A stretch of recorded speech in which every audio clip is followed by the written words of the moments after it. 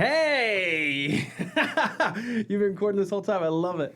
Well, welcome back. Y'all didn't see that first part. Hopefully Scott's going to cut that out because there was a lot of back and forth and a lot of stuff that we probably don't want out there. It's a lot of nothing bad, just personal stuff that we probably don't want everybody to know about. Yeah. How was your weekend, brother? Mother's Day was this weekend. Did you see your mama? I saw my mama. Saw my beautiful mama. She's doing great. Good. We had a good time. Good. Took her out. Everybody? Papacitos. Mom, brother, sister, everybody went, or just you and you? Brother, dad were working, and then no, just us, mom, kids. Nice. It's nice. Yeah, we took my mom out. A whole family got together and we went to Chewy's. Oh, both Papacitos. Tex-Mex. Yeah, there you go. Well, we're from Houston, man. Yeah. You gotta hit the Tex-Mex every once in a while. Yeah, absolutely. Yeah, I had a great weekend though. Actually, Friday, I was at work. It was like 3:30 in the afternoon, and a buddy of mine that I hadn't seen. Well, I've seen Eric in maybe the last 2 years or so. Talked to him on the phone a couple times, but I haven't seen his wife in 7 years, something like that. And so he texted me, and he was like, "Hey, me and my wife are in River Oaks buying some stuff. And Fancy. Do you want to? Yeah, they're fancy. Actually, they're not fancy. They just got lots of money. Well, that's the best type of fancy. Yeah. And so they invited me out to have a drink with them just because I haven't seen them in so long. And I walked into the store they were in the back of the store. I won't say what store. But I went to the back of the store and went into the little room that they were in at the back of the store. And I walked in, I was like, they let anybody in here, and they popped up. Man, it was so good to see old friends. You know, like when you see somebody that you haven't seen in a long time that you just love to death, and it's just, life happens, and kids happen, and work happens, and all that kind of stuff. I literally hugged her, and me and her are very close. Like we're very, very similar people. Even though me and her husband are friends, she's just a good soul. You know, you just meet those people that have that soul. I literally hugged her and I got goosebumps because it was like hugging a family member that you hadn't seen in so long. And it was just so nice. You know, it was so nice to talk to him. We sat there and we ended up walking from that store to, what's the little new restaurant in River Oaks? Bari. We went over there, and they were going to eat dinner, and I had dinner plans, so I just kind of sat there. I did actually order like a 6-ounce filet because I was starving, so I just ordered just a steak by itself, and I just ate that. You're still on this health kick, huh? I'm gonna stay on it for the rest of my life, bro. I feel great. You don't have these like cheat days at all? Oh no, last week I didn't work out hardly at all last week. Like I didn't work out. I ate whatever I wanted. Every once in a while, I'll get in a mood. You know, I'm working on. I don't want to go into it, but working on a very, very, very large project right now, and so it's stressing me out a little bit. So last week I was just like, you know what, I'm gonna give my body a break, and I'm just gonna work. You know, and so I would go home in the afternoons and just pound through stuff, trying to figure out exactly what I'm gonna do, but. Great weekend. The weather was crap, though. I mean, it's been crap in Houston for a while, but it's getting better. The weather's getting a lot better. I know we talked about this last time. Today was hot, but it didn't seem as humid as normal. I don't know. It's weird. Yeah. Well, anytime there's a little breeze, it's all right. Yeah. You know, it's 90 degrees, and we're like, oh yeah, it's okay. It's not bad for us. Well, that's good, man. Glad you had a good weekend. Glad you saw your mama. Yeah. No. Hey, so I wanted to jump right into it. One of the things that I wanted to bring up today, which we talked about earlier, was this new law that just got passed in Montana. And if you haven't heard about this, Montana just passed a law. Can you pull it up? Oh, here we go. Montana just passed a law that bans TikTok from all app stores. But if an app store allows a download, and you can correct me if I'm wrong here, Scott. If an app store allows a download, it's $10,000 fine per incident, not to the end user, but to the app store. Yeah. So like if Apple allows a download to go through in the state of Montana after January 1st, 2024, after January 1st, 2024, they will fine the app store, whoever owns it, Google or Apple or whoever owns that app store, $10,000 per incident. What are your thoughts on that, buddy? I have mixed reviews. Mixed feelings, mixed emotions about this whole thing. I really do. Part of me thinks it's good because I hate TikTok and I think it's leading to the literally dumbing down of our society and our kids, just like that. I think idiocracy is a prophecy. I've told you that several times. I mean, and I told you also my thoughts on ADHD, how it's a spectrum and how it's just making us all sort of way down the spectrum that we shouldn't be on. Sure. And so part of me is like, yeah, sure, TikTok's bad, but then part of me is also like, well, it's still a restriction of freedom, right? And so that part of me is like, no, now we're acting like any other foreign country like China and all these other countries that restrict what their people can see on the internet. North Korea, they don't even I don't even think they have internet. I literally don't even think they have the internet. I have a question for you on that same vein.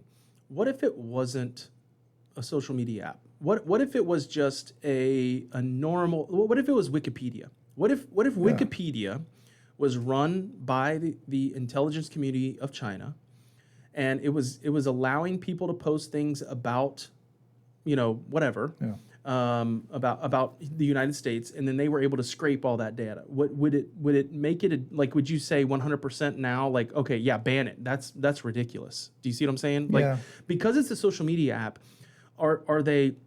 Is that why we're getting the pushback that we're getting from the United States? Like, is that why users are pushing back? Because I know a lot of people that are like, why are they banning TikTok? And what I mean by a lot of people, like 30 years old and younger, they're like, why? That's my life. That's my life. TikTok's a Trojan horse. It's a complete Trojan horse. Think about it that way. I mean, TikTok's great. My kids are on TikTok. I mean, everyone's on TikTok. I have it. I don't like doing it because I just feel silly on it. But again, it's one of those things where it's addicting, it's good, it's entertaining, it's hilarious, it's fun. But at the same time, we have to realize us in China are not pretty cool right now. We're just really not. I mean, you just got to open up, wake up and smell the coffee. We are not cool. I don't think that we would see as much pushback from just the citizens as we are right now if it weren't a social media app. Yeah. If it was anything else, and, like a website or something. It was a website, and we said, hey, China's running this, they're grabbing our data, they're doing this, they're doing that, and we knew it, it would have immediately and without hesitation been shut down. Yeah, agreed. And I think everyone would have agreed. Yeah. But because it's so addictive and there's so many people on it, and it has created multi-millionaires, right? I mean, if you look at Charli D'Amelio and, one of the first big TikTok stars, she's a multi-millionaire now. And not only her, but her whole family is because of it. Yeah. Right? And there's multiple people like that. And I think if that weren't the case, if that wasn't the case, it would have been banned. It would have never even been allowed in the first place, I think. I have mixed emotions about it as well. Yeah. Do I think that we should allow apps from all over the world so that we can see what's going on all over the world? 100%. So if TikTok were the exact same app in the United States that it is in China, I would say that's awesome. But what China has done, or what ByteDance has done, it seems, now I haven't dug into this, and I don't think anybody has, because I don't think anybody has access to the algorithm, but it seems like what TikTok is doing in the U.S. versus overseas, or at least in China, is that it is forcing out, or what do you call when you prop it up? When you like boost, it's boosting the idiotic. Yeah, absolutely. Instead of like in China, I've heard. Now I haven't been on. These are facts. I haven't been on TikTok in China, but when I go next year, I'm going to get on their version of TikTok. I don't even think it's called TikTok. But I'm going to get on their version just to see what it's like, because I've heard that it boosts or puts in their algorithm and kind of bumps it, like engineering feats and mathematical feats and things like that. And so if China is purposefully trying to make people idiots in the United States and with that app, and then in China they're trying to make people smarter with that app, I think that's BS. I think that we should do something about that.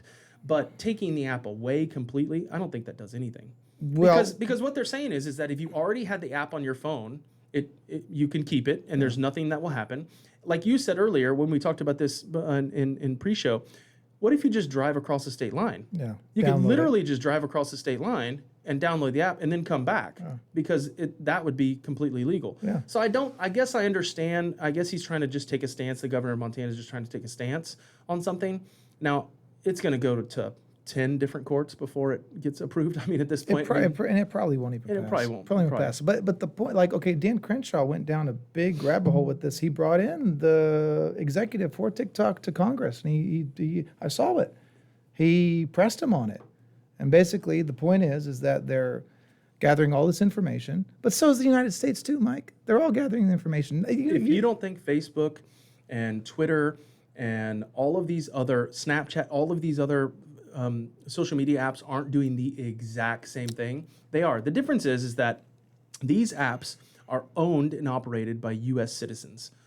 They are. They're owned and operated by U.S. citizens. TikTok is owned wholly by the Chinese government. Somehow, some way, because it's a communist country. It's a communist Yeah, country. yeah, It has for to sure. be. Yeah, for sure. No, I agree. I have mixed feelings about it. Part of me doesn't like the limitation of what we can and can't do on the internet, but part of me is like, okay, I kind of understand this. And like I said, I'm not a fan of TikTok because, I think we'll get to this in our when we start talking about the schools and the HISD.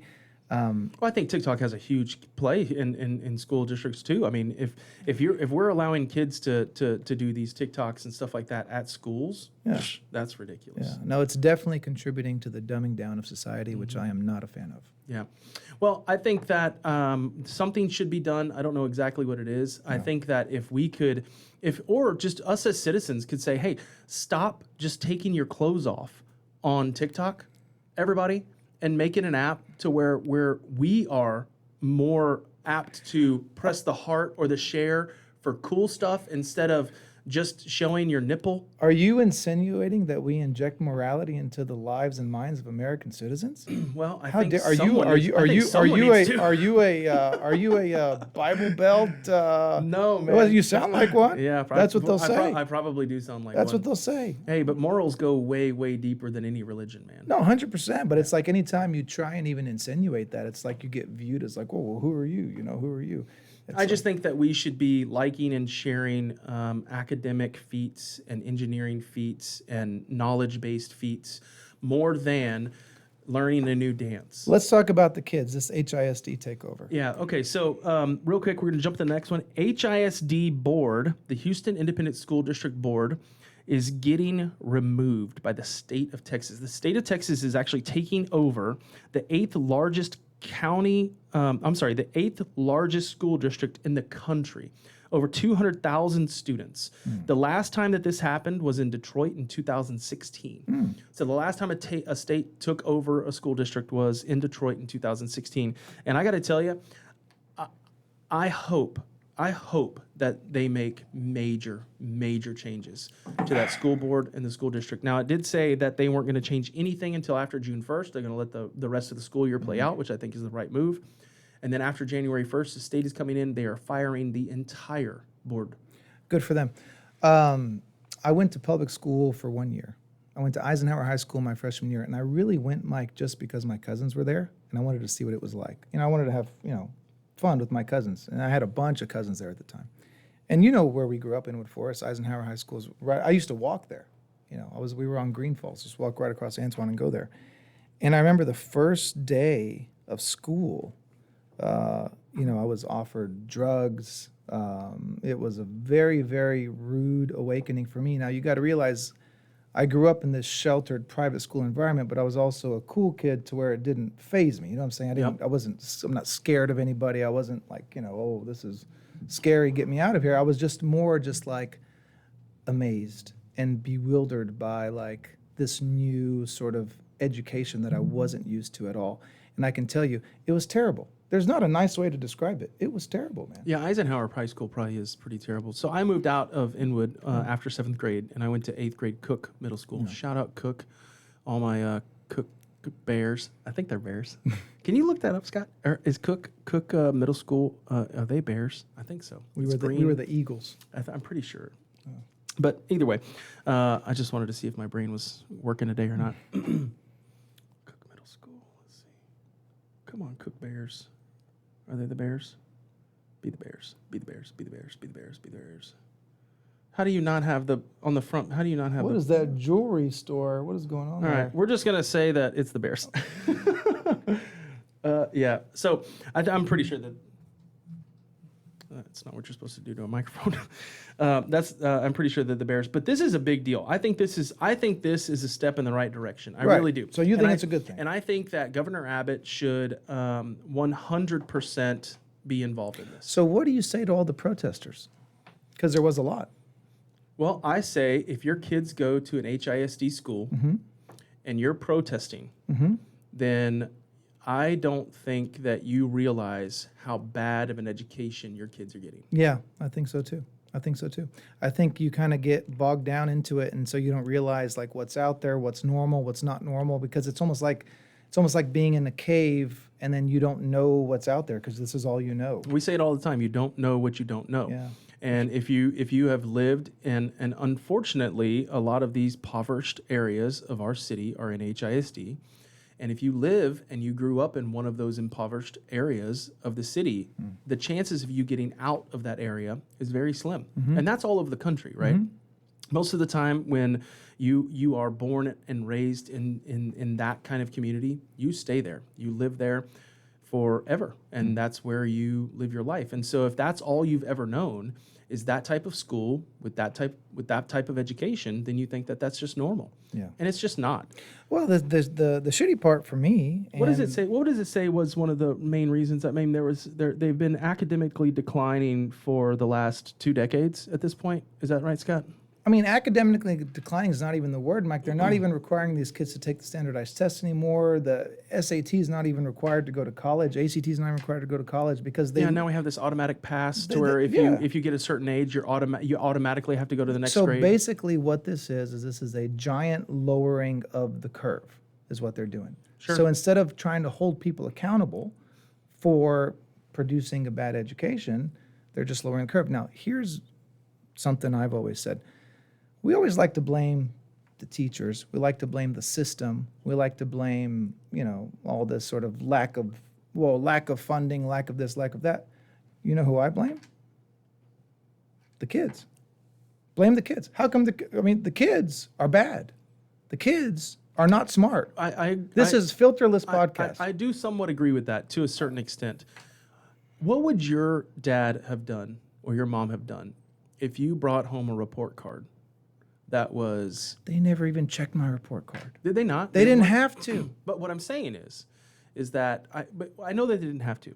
But let's just say that you were raised in a different light. Sure. Okay? And you were at HISD, let's just say. And you brought home D's and F's. And that's what you brought home to your report card.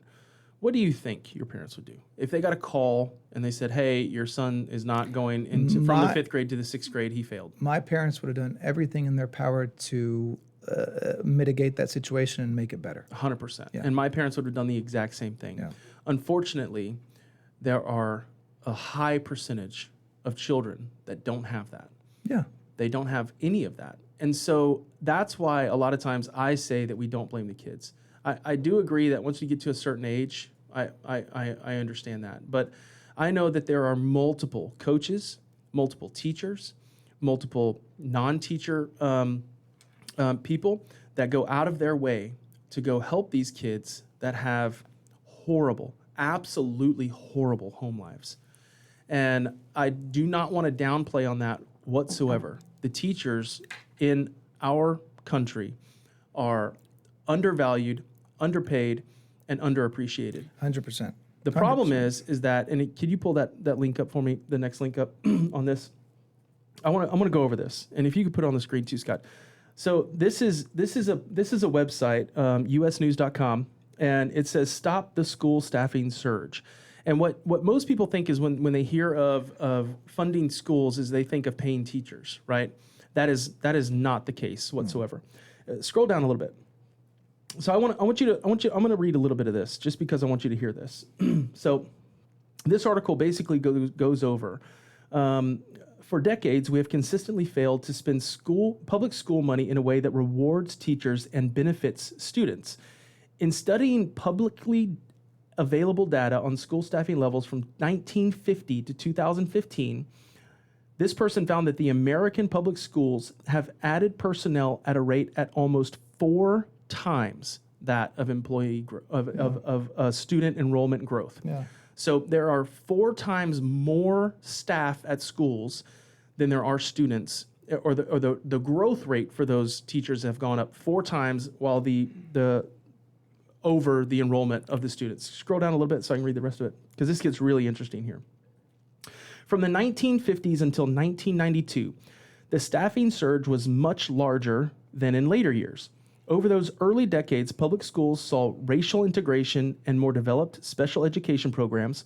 While the pre-1992 staffing surge was extremely large, perhaps it was necessary. I 100% agree with this staffing surge, the 1950s to 1992, because there are kids at different levels of everything, right?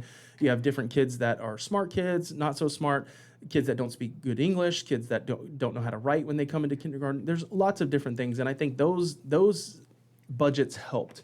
But if we scroll down, the modern staffing surge that it began in 1992 has been expansive for taxpayers and has posed a tremendous opportunity cost on teachers and parents. Listen to this. Between 1992 and 2014, when inflation-adjusted per-student spending increased by 27%, inflation-adjusted average salaries for public school teachers actually fell by 2%. Yeah. So our teachers are getting paid less, but we're giving more money and more tax dollars. Where those tax dollars are going, Caleb, is they're going to non-teacher salaries. Yeah. And I know lots of teachers that can comment on this, and I would have loved to have had a couple of teachers in here today to comment on this. There are more assistant principals, there are more counselors, there are more principals, there are more non-teaching staff than there has ever been. And it's going, and this article says, and we'll share the link on the bottom too, so you can read through this. This article says that it is 7x over the student growth. So we have 7 times growth in the back office of these public schools than we do teachers and students. Yeah. Why do we need that? There's no incentivization for people to want to become a teacher these days. There's absolutely zero. I don't want my daughter to be a teacher. I don't want my kids to be teachers. It's the last thing I would want for them. There's no money. There's no prestige. There's all you have to do is deal with a bunch of, to be honest, punk-ass kids who don't want to learn. And that's the problem. Like I'm telling you, I'm not trying to be harsh on the kids, but you have to view this from a truthful standpoint. The kids these days are bad.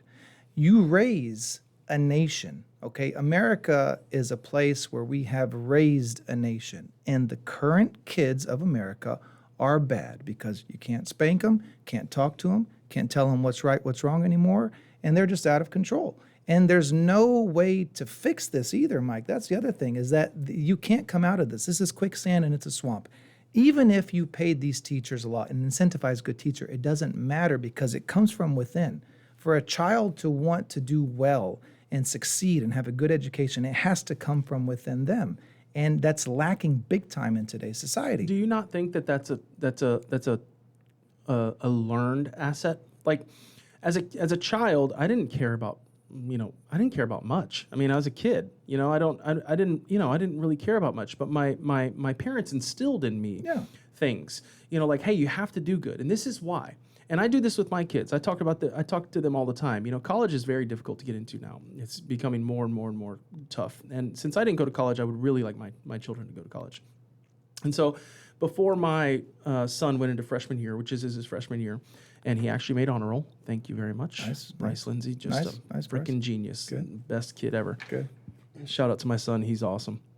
But before he went into high school, I sat him down and I said, look, I understand that you're 14 years old, 13 years old, and you don't think that what you do today matters when you're 35. Mm-hmm. I said, nowadays it does. For sure. As a freshman, sophomore, junior, and senior in high school, these grades and what you do in this school will set you up whether you can be accepted into a prestigious college or not. Mm-hmm. And I said, and that could set your life up for the rest of your life, depending on where you go. And I'm not saying that if you go to like a Lone Star college or community college that you're at a disadvantage. I don't think that at all. But I do think that if you go to Harvard, Yale, or one of those, that you have an advantage. So it's kind of the same thing. I mean, what you're saying is the same thing. I mean, we don't want to be too harsh on people that either don't go to college or go to what I'm community saying colleges. But like you said, I mean, one's an advantage, therefore, by definition, one's a disadvantage. Yeah, or neutral, at least, right? Or a neutral, I think. I think it's better called a neutral. I don't think it's a disadvantage to get a college degree from anywhere. Yeah. But I do think that there are advantages to going to different colleges. I think college is a big scam, too, to be honest, personally. I also do, but I think that if you have the means and your kids, and you have the means and you're not going to go into $250,000 in debt, then I think it is a great place to learn about yourself, learn how to grow up, to learn how to be an adult in a safer environment than just out on your own. Sure. But what I'm talking about is the reason that I think that these kids don't have the gumption or the fire or that killer instinct or that hustler motivation in them nowadays is it stems from the parents. I 100% agree. I 100% feel that. Yeah. And what we're talking about is we're talking about 30 to 45-year-old parents, right? Which we are. We are in that age group. And I know a lot of people, my peers, that do not motivate their children. Yeah. They are kind of hands off. Yeah. And kind of let the school raise their kids. Yeah. And I don't think that that's the way to do this at all. I think you need to motivate your kids to work hard, to strive for excellence, to strive for those big things. You know, there's a book out there, I forget who it's written, but BHAGs. You know, these big, hairy, audacious goals. You know, and I think you should instill that in them that they should try and they should keep trying even if they fail. And failure is always an option, right? It's always an option. Because if you're not failing, you're not trying. I think life became too competitive too, to be honest, Mike. See, you got to realize back in the day, in the 80s and 90s, if you went to college, you got a good degree, you were guaranteed a nice life, a nice salary, you did good. Now, to be honest, you go to college, you do well, you're going to get a desk job making X, per year, and it's just like, it's hard. It's hard because of inflation, because of what we have to do to survive these days. It's not easy. I don't necessarily 100% agree with that. I think that what happened is that colleges were meant for higher education. And I think what has happened is that we have dumbed our colleges down to where you can get kinesiology degrees, you can get gender study degrees, you can get all of these degrees that mean absolutely nothing. Yeah. After I'm not knocking on kinesiology, and I don't mean that in a bad way, kinesiology, but the gender stuff for sure. But what I meant to say about kinesiology was when I was going to college, or when I was going to go to college, what you heard about was all these athletes taking kinesiology. For sure. Because it was just kind of an easy path to get through. I think you can also do great things with a kinesiology degree, but a gender study degree and like these liberal arts degrees and stuff like that. It's a joke. It's like why would you even do that? Why would you spend $250,000 because people to do something like that? Those courses weren't even offered back then. For sure. And I think that's why you've seen the biggest difference. I think a college education or a higher education is completely worth the money in most instances. But when you're talking about picking a degree that you can literally do nothing with after college, that's just moronic. Yeah, for sure. No, I agree 100%. I think that teachers and politicians and doctors, this is a non-biased, should be the highest paid people on the planet. You know why? Because uncorruptible. All we do is talk about healthcare, education, and the economy. These three things take up the vast majority of every debate that's ever been had on the planet. Every presidential debate is always talked about healthcare, education, and economy. So why would you not have the best and brightest people in those positions to do those things? How do you get the best and brightest people in there, Mike? You have to incentivize them. You have to pay them. I think every congressman should make $1 million a year. This way you don't end up like Nancy Pelosi, corrupt and have worth $30 million in the bank and all this stuff. Pay the president $10 million a year. I don't care. President makes what, $400,000 a year? $450,000. That's a joke. It's a joke. The most powerful person on the planet, well, not Joe Biden, obviously, but the most powerful person on the planet makes $400,000 a year. Does that make sense to anybody? No. Then maybe we wouldn't have all this corruption with Hunter and all this other stuff. Pay the people. I think that's great. But what you would have to immediately do is take money out of politics. Lobbying should be illegal. Illegal. Yeah, I agree. That's the only way to do it. Yeah, Because the only reason that a smart person goes into politics is, and I'm being dead serious, even the smartest ones, even the ones that you like the most, right? Like your Ron DeSantis's and stuff like that.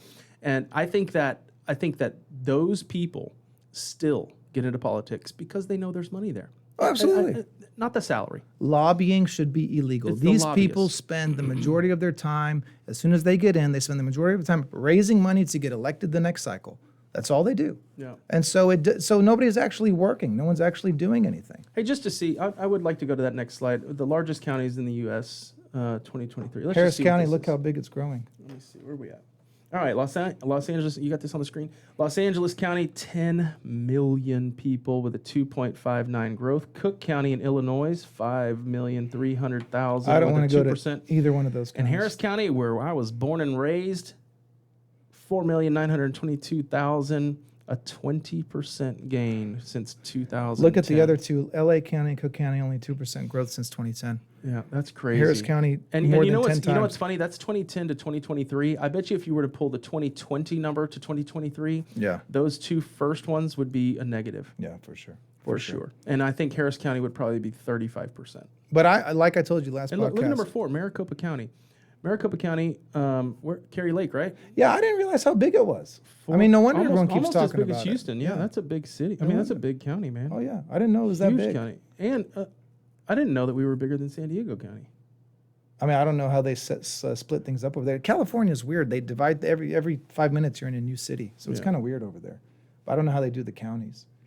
But Harris County's full. Remember we said that last time. So the other ones, just to end the school board, the other ones that we could figure out that have done this where the state took over was Philadelphia in 2001, and New Orleans. We couldn't find a date on that. So do we know, like, I mean, like I said, I think it's a good thing. Hold people accountable. I think it's a good thing. I think we should keep talking about it. I want once they name the board, I would like to go over those names as well, and maybe we can get one of the board members on the podcast. Yeah. For sure. Just talk to them, see what they're going to do. No, hold people accountable. If you don't, that's the problem with the government. They're not held accountable. Yeah. No, I agree. So this is a good thing in my 100%. Opinion. All right. So next thing we want to jump into is a session for you, and we can pull this up on the screen too. This article written by Fox News here. Meet my new co-pilot in the doctor's office. I said orifice. Orifice. I said orifice. Orifice. Meet my new co-pilot at the doctor's office. Artificial intelligence. Yeah. So apparently AI is helping doctors. Yeah. And I want to see, is this something that has been talked about at your facility? Is it something that y'all are currently looking at? Where are you at? Where is the country at? What do you think about all this? And if you want to go in, we can read this article, but we read it a little bit earlier, and it's kind of amazing what's happening. There's a couple things. So the biggest doctors at risk for losing their sort of value as a result of AI are radiologists. Okay, so they have programs now, supposedly, and I believe this because there's no reason not to. It makes sense. They can go through a chest X-ray or a CAT scan or whatever you name it, and they can pick up things way better than a human can. And because the radiologists, what they do, they have to scan and just look for oddities, basically. And they use technology to help them. But if you can have a AI system do it for you, it makes sense to me. So those are the biggest doctors sort of at risk, because if you have a computer to do everything, you're less valuable. Now, this is only taking like data sets and images and things like that. This is not actually like a camera or anything that is mounted to the physician that's assisting the physician with looking at whatever problems or anything. This is internet-based software that's going into another software program that y'all are using, and it's marrying the two. Well, I'm sure it exists. I've never seen it. I've never used it, but it's been talked about forever, and I don't know exactly. Maybe the radiologists are using it themselves now. I'm not entirely sure, but I think in the future it will be used, and then it will make the sort of the radiologists, like I said, less valuable, which is ultimately a bad thing for them. But another question: how much robotic stuff do you currently use? So it's so funny. My cousin, he's the director of the cath lab in Kingwood. What's a cath lab? Oh, a cath lab is where we do our procedures for the heart and for the legs, and so it's where we do our plumbing. Why do they call it a cath lab? Cath stands for catheterization. Okay. Catheterization laboratory. Gotcha. To be gotcha. full. And just for the the idiots out there that didn't know, because I obviously knew what that was. So they have this thing called a robot. It's made by a company called Corendus, and I think Corendus recently just got bought out. And what it is, it's a way for us to do heart caths not at the patient's side. You kind of do the procedure in the control room. And so it eliminates the need for us to Let's pull up the Corendus. Let's see what that thing looks like. It eliminates the need for us to wear lead, because when we do our procedures, Mike, we have to wear lead to protect us from the radiation. Oh, so you're not even in the room. In this particular case, you get access. You put your guide and your catheters up, and then you hook everything up to this sort of machine that will kind of act as your hands for you. Is it like playing a video game? Yeah, pretty much. And so Is it yeah, really? Yeah, there's literally a joystick in the back. No. Yeah, I swear. But the point for me is Can you pull it up? Yeah, it's right there. Is that what that looks like? Yeah, it's right there. You use this a lot? I never used it. I don't want to use it. Oh. My friends used it. My cousin used it. So and you like the old school. yeah, to me, it didn't make sense because I'd rather be there with the patient. Like, God forbid something happened to the patient's crashing. This thing is huge, dude. Yeah. Now, do you all have anything like this? Yeah, at of your course. place? What does that cost? Millions. Yeah, so this is a cath lab. This is kind of a cath. This is called fluoroscopy. So think of these cameras as a video x-ray. You know how you take an x-ray, it's like a snapshot? Yeah. So imagine an x-ray that's like a video. That's how we see what we're doing when we're in the heart and injecting contrast in people, fixing people, putting stents in people. Yeah, so this is what you lay on that table. There's a camera that goes around you, rotates around you.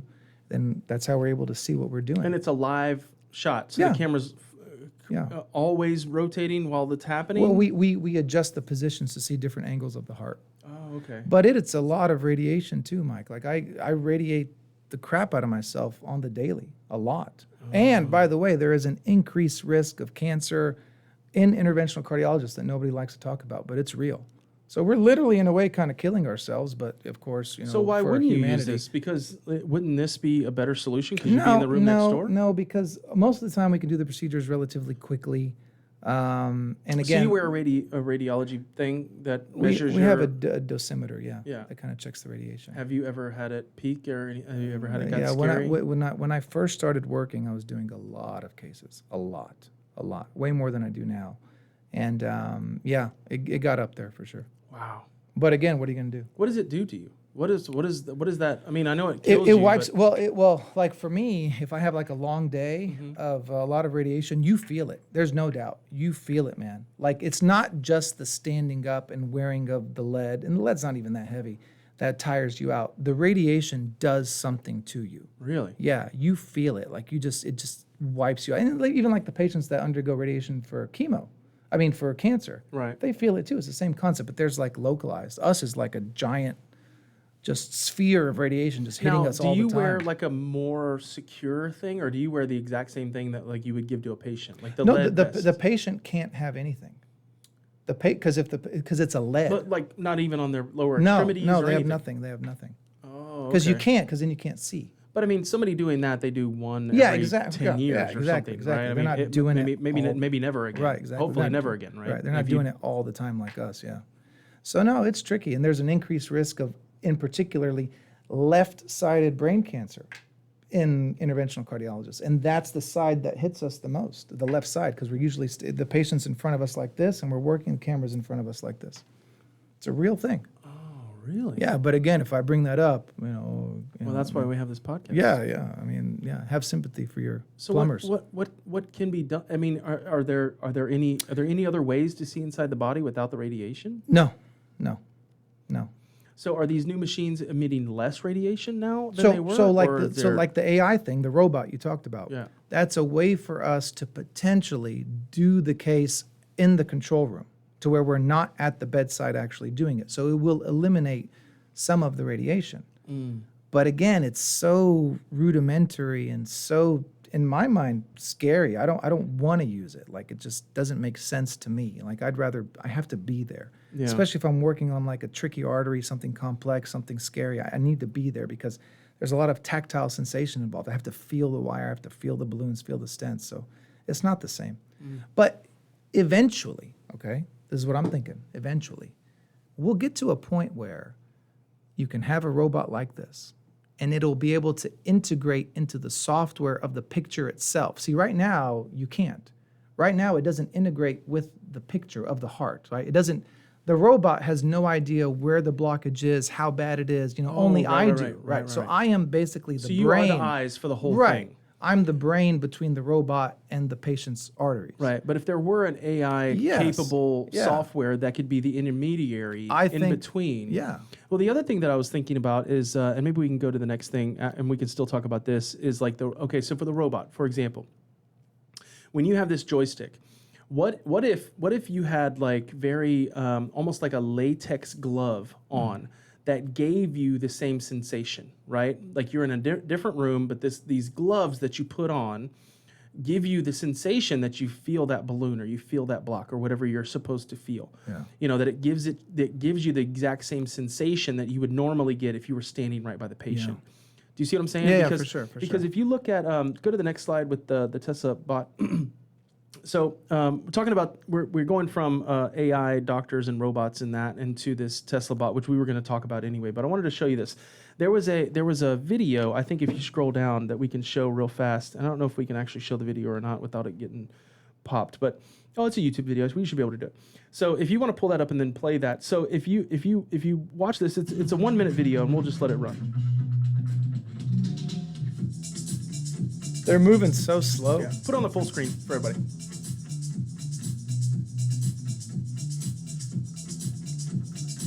Yeah, so this is the torque control, and now watch. He's gonna put an egg. Boop!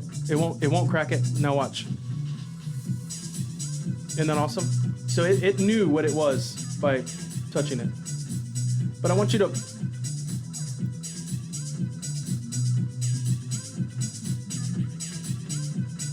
Okay, so you see what I'm talking about? You see how he has the gloves on? Mm-hmm. And you see how he's picking up and the robot's doing all of the same motions? Right? Now what they've done is they've programmed the robot based off of those movements to be able to pick up something. Mm-hmm. But what I'm saying is what if you had those same gloves on, right? What if you had those same gloves on that guy had on while the robot was doing it, and it gave you those sensations? Yeah. I mean, we're a decade away from that. Yeah, for sure. I mean, look at this. This is unbelievable. Yeah. They have other ways, though, to protect us from the radiation. How? Well, they have these new sort of barriers, like a dome that you put around the patient that will just shield the radiation from the rest of us. And keep it inside that dome. Yeah. So they have stuff like that, too. And to me, that's a much better solution than using a robot and AI and stuff, because I need to be there. Yeah. The problem is with the dome, though, wouldn't you have to be in the dome, too? No. I'm outside of it. The dome, basically, because the radiation hits the patient, and then the scatter off the patient is what gets to us and the tech. And so everybody. basically, you would just like put your hands through a thing? Yeah. Oh, okay. And that would block probably the majority of it. Yeah. And they have those available now? They do, but it's brand new. Oh, And the okay. hospital, and it's expensive. So it's not like I can just tell the hospital to pay for it and they'll do it. It's kind of tricky. I get that. Yeah. All right. Well, now on to the next thing we already touched on a little bit is this these new humanoid robots, bro. These things are unfreaking believable. And I know we just played the video a little bit, but I want to talk about this because Elon said that his humanoid robot in a decade, and I think he said a decade. I think it's right there. You're right there. Could basically be worth like $10 billion or more. I think he actually says. I think we're going to have these things as pets one day. So what he was saying is that he thinks that eventually every human on the planet will have one. Yeah, for sure. Like Rosie from the Jetsons. And then maybe even multiple. Yeah. So if there are how many billion people in the world right now? 6. 5 billion. I thought we were closing on 6. 6. Yeah. Okay, so we're almost at 6. So he was saying that there could be 10 billion of these units out there eventually. He thinks that there could be 10 billion of these units out there. Yeah. And Did you ever see iRobot? Yeah, for sure. What an amazing movie, yeah. by the way. Will Smith back in the day, dude, it didn't get any better than that. No, he was one of the best action movie stars of all time. He's had a tremendous career. Tremendous career. Yeah, but these things kind of scare me a little bit. I'm scared of robots and AI and all that stuff too. Yeah, they can take over easy. I would probably be like the fourth person to buy one because I'm so into it, but they scare me to death. But that's why I'll buy one. Yeah. Because you know, what do they say? Keep your friends close, but keep your enemies closer. for sure. Like I want to see that thing in the corner and be like, the minute you have red eyes, dude, my 50 cal is going right. Could you through imagine having one for like security? That'd be cool. Wouldn't it be awesome? Yeah. Instead of having like Just a to have dog, this robot just walking you around. Beware of robot. Yeah. You just That have would that be set up there. awesome. No, I mean it's possible. It's probably the future. To be honest, I would want my robot shorter than me though. I wouldn't want it to be standing over. Would me. you want your robot to be armed if possible? That'd be scary. Beware of robot. No, I don't Security think so. robot. I think if anything, I would just want it to be like completely bulletproof. That way, I could just get behind it. Oh come on, man. It's too Or hard put to a do. little or put something on it to where I could just jump on it and it could just run off. No, I think in the future we'll have one. We'll watch this podcast in 20 years and be like, yeah, remember we called it. We're And, gonna have there'll robots. be a robot sitting right here and a robot sitting right for there. Sure, for sure.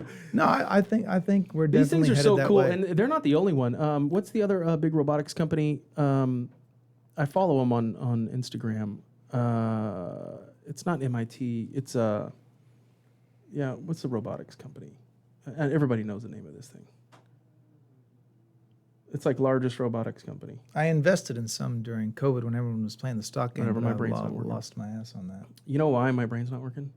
Because I just had a Michelob Ultra watermelon strawberry seltzer. Oh, Dude, this thing was the bomb. Scott, get this guy a Bud Light, man. Was the bomb. Where's This organic cucumber. What is that? This cucumber one, not as good. you're into this? I like the seltzers. These White Claw well, things? there's no sugar and it's only 80 calories. Yeah. So, and I bought these before Dylan, so I'm not pouring them out. White Claw definitely made a big splash, man. Those guys definitely did good. Boston Dynamics, that's it. Boston Dynamics. Yeah. So Boston Dynamics has a ton of cool robots out right now, and they just had one the other day that, yeah. Yeah, I've seen this online. These I've things seen are this so online. cool, man. Can you order one? Yeah, I don't know if they're able to. Can you order one right here, Scott? See how much they are. Maybe we'll order one. Oh, look. Spot. Scout, do Scout. Scout's like a dog. Please be a dog. Contact sales. Please be a dog. Please be a dog. Yeah, it's a dog. It's a dog. Where does it say it's a dog? His name's Scout. He's got to be a dog. Yeah, but he could be. Looks like a little dog. No, it's happening. It's happening. Technology is just exploding, Mike. Like it's not even funny what they're able to do now, man. It's insane. It's insane. We're gonna look back on this stuff and be like, yeah, it's happening. And I just love all the foreshadowing too, like movies like the Matrix, movies like what's the one with Bruce Willis with the aliens? What was that called? Fifth Element. Oh yeah. All What's these the other one with Bruce Willis when they're in the pod and they have their humanoid looking self out and he's a cop and his wife is do you remember that movie, Scott? Do you know what I'm talking about? And his wife is her robot is drop dead gorgeous and then you see her and she's got scars and stuff on her from something. Bruce Willis. Are you sure that's Bruce Willis? It was Bruce Willis, wasn't it? I don't know if I'm it's crazy, Bruce right? Willis. I think so. I know every Bruce Willis just movie Bruce out Willis there. movies. I don't think it was Bruce Willis, Bruce Mike, Willis. because I It's know Bruce Willis. I don't think so. I know every Bruce Willis movie out there. That one doesn't sound familiar. I'm pretty sure it's Bruce Willis. No. Say Bruce Willis robot movie.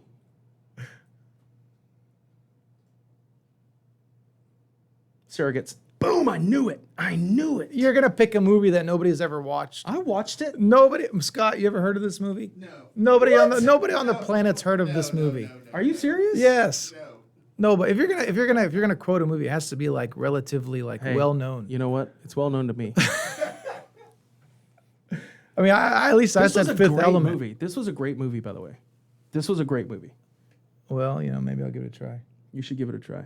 It's set in 2054. You guys remember Bruce Willis from the 80s? He was in that show called, what was it, Moonlight? What was it called? Moonlight or something? He started on like a... I don't know. It's Like a sitcom. he probably knows as much.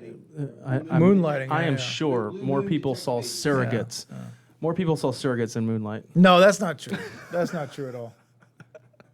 How many stars does this thing have? Whoa, 4.4. Okay. Yeah, because they're all my stars. Yeah, and that's his wife, and she's beautiful. Obviously, she's gorgeous, but her robot is like flawless. And then she has lots of issues. Ving Rhames was in it. That guy, didn't he die? Oh yeah, he did. He That's sure did. that's not. Yeah. That's the green. No, that's not even the That's Green the Mile guy. No, that's not the Green Mile guy. But that guy died too. But They that guy both was died. in the Tom Cruise movies. So Mission he Impossible. died and the Green Mile guy died. Yeah, that's a Mission Impossible guy. Did Debo die from Friday? Yeah, All Yep. three of those big guys died. all three of them died. Damn. Yeah. Damn. Debo, you got knocked up. They all three of them died. Yeah. I'm pretty sure. Yeah, they're all three dead. It's crazy how a lot of people died and you kind of don't remember. Yeah, but Tesla says that his robots will overtake in 10 years the car sales. Oh yeah, I believe it. Yeah. I mean, I want He one. said that they will. I'll buy one. Yeah, he died in 2020. Although I am a little worried that the government's just going to be, Devoted. it's going to almost be like an Amazon Dot or Echo. They just kind of just spy on you all day. I don't really like that. I'm not I don't into know. that. I mean, there's one guy behind it, and But then our phone's spying on us all day too. All So day. who gives a shit? all day. It's one of those things. all day. And we know it too, which is so sad. Speaking of Tesla, what do you think about Soros selling all of his stock? I think Soros needs to just disappear and That ain't sell gonna everything he has, and then stay out of politics, and then the rest is history. So I didn't know this. I was listening to BBD earlier this morning when I was on my walk. And did you know that Soros actually, and you can Google this too, Scott, Soros took a case to the Supreme Court or took something in front of the House Judiciary Committee or in front of Congress or whatever, and Congress just flat denied him, whatever it was. And on his way out, he talked to the media, I guess, and I don't know if we can actually find this or not because PBD said that they had a hard time even finding the clip, where he came out and he basically said, I will remember this, and for the rest of my life, whatever I do, I will try to ruin the United States. Basically, it's not verbatim, it's not quoted, but basically that sentiment was said while he's walking out. And ever since then, he has done nothing but that. I don't even know who George Soros is. I just know him as this person who is involved in politics and I don't like him. That's all I know. I really don't even know how he made his money. I don't even know what the hell he looks like.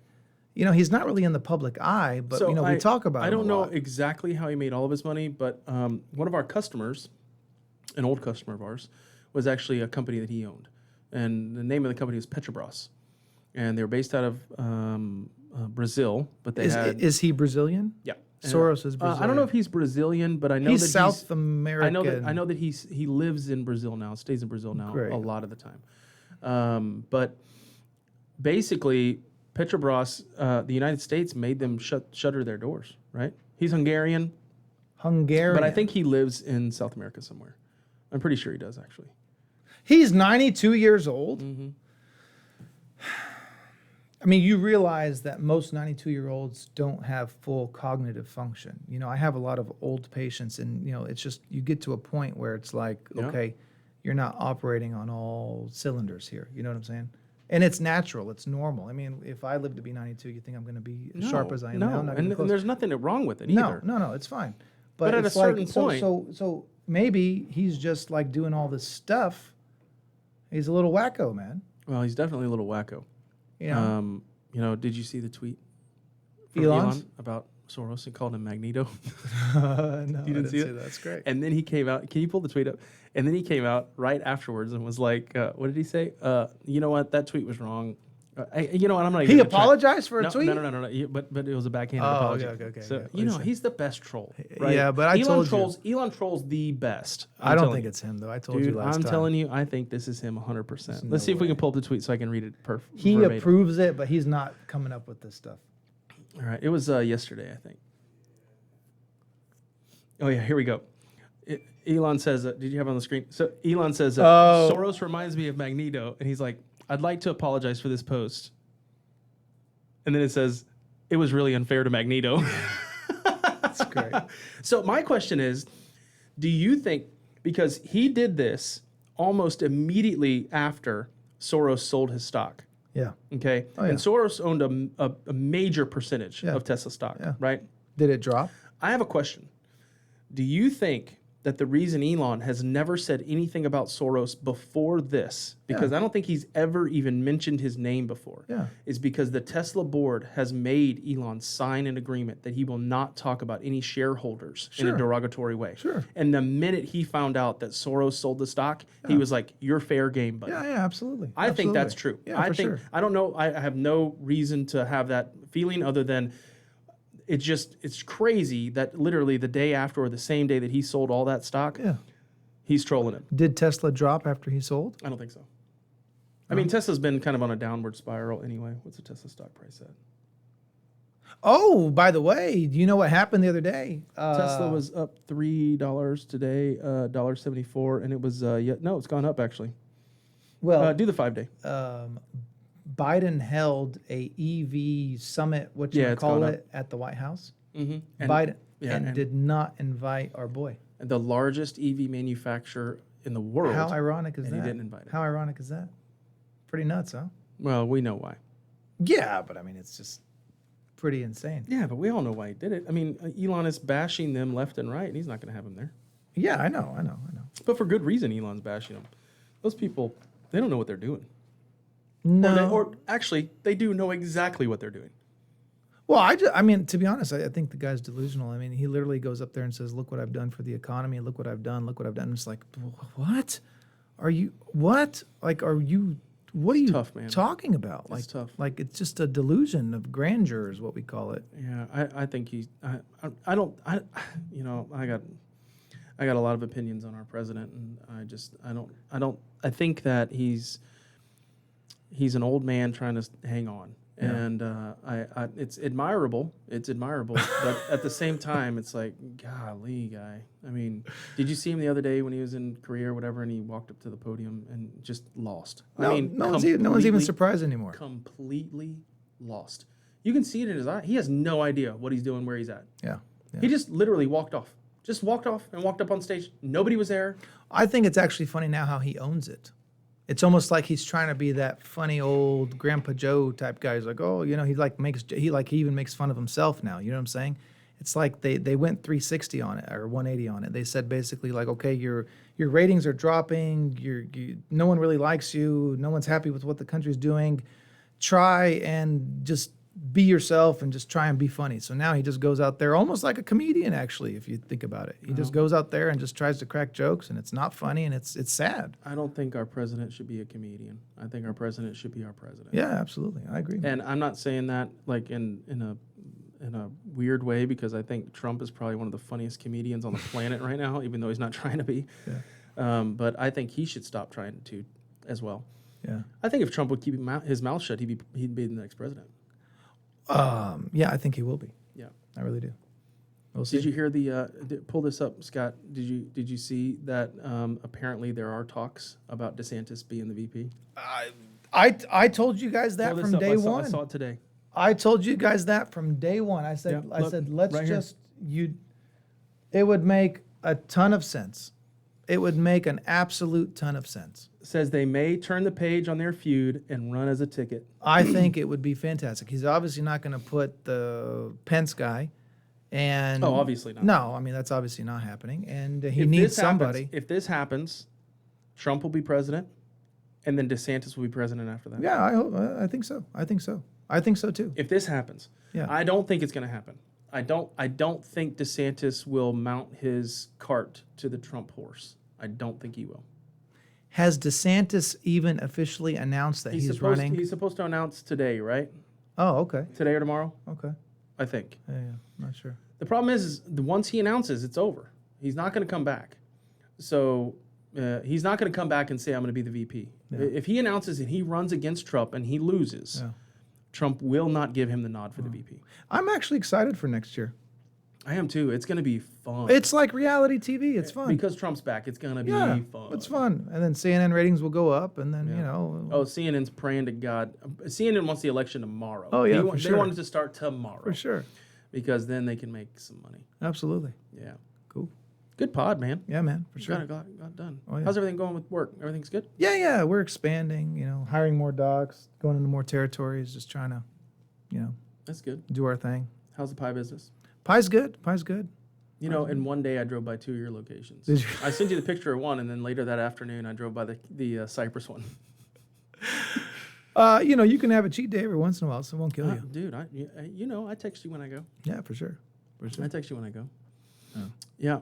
So we wanted to end the podcast with we wanted to do like an H-Town shout out, and we're gonna do this for every podcast. We're just gonna talk about maybe our favorite spot of the week. Since we're doing these once a week, it could be a restaurant, it could be a bar, it could be action, place or an event place, or just something that's fun. And so or we've been there a couple times, but there's a new restaurant in town called Seal, Ciel. Can you pull that up for us, Scotty? CL? Ciel. Seal? Ciel, CL? whatever. I don't Tomato, care. tomato? Tomato. I don't know. But when I tell you this is the closest restaurant to a Miami vibe Yeah, for sure. that I have ever been to in the city of Houston. It is. Yeah. Now, the only thing that I don't like about it is that there's no big patio. I think they would have done. I think they could have done really well with a nice big patio out there as well. But the rest of it is 100% on par. It's a show. Now, see if they have any. See if they have any videos that we can pull up, or maybe their Instagram page. Because when I'm telling you that they have like, it's dinner and a show. It is dinner and a show, buddy. There is this African American lady that comes out and sings. Yeah. And when I tell you, she rocks the house every single night. It is absolutely awesome. So let's see if we can find one of the videos of it is. That's a really good way to say that, Mike. Of what it is whenever they do those parties and stuff.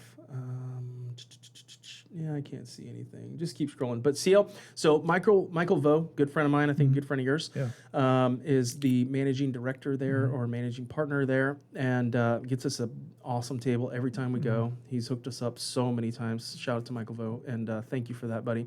But man, this place rocks the house. Houston needed it Yeah.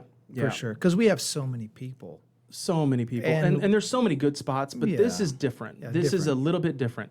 It is extremely expensive. Yeah. Okay. So just know that before you go. This is a once a year type of place for most people. It is an extremely expensive restaurant. The food is absolutely to die for. The service is awesome. The best bartender in Houston, probably the best bartender in the world, is there. Lawan, it's shot time, baby. But Lawan is the best stinking bartender in Houston, and he's there. And they've got great servers, great chefs, great staff, great managers, and an absolutely awesome nighttime. Oh, yeah. Their nightlife is just absolutely incredible. At about 10:30, 11 o'clock, the place turns into like a nightclub, and it just goes off, man. And I got to tell you, it's one of my favorite spots now. Yeah. No, it's definitely good for Houston because we have so many people, but yet Houston doesn't have that sort of LA, Miami sort of vibe to it. So it was definitely Yeah. good to put us more like on the map, and especially like for out of towners that come in too. Now they'll feel more like, oh, Houston's Yeah. kind of a cool place. So, guys, if you've got your girl on a date night, or if you've got an anniversary or anything like that, go check out our buddy Michael Vo's place, CL. Yes, sir. All right, brother. All right, man. Another one in the books, baby. That's it. All right, guys. Appreciate y'all stopping by. We'll see you soon. Ooh. That was a good one. Oh yeah.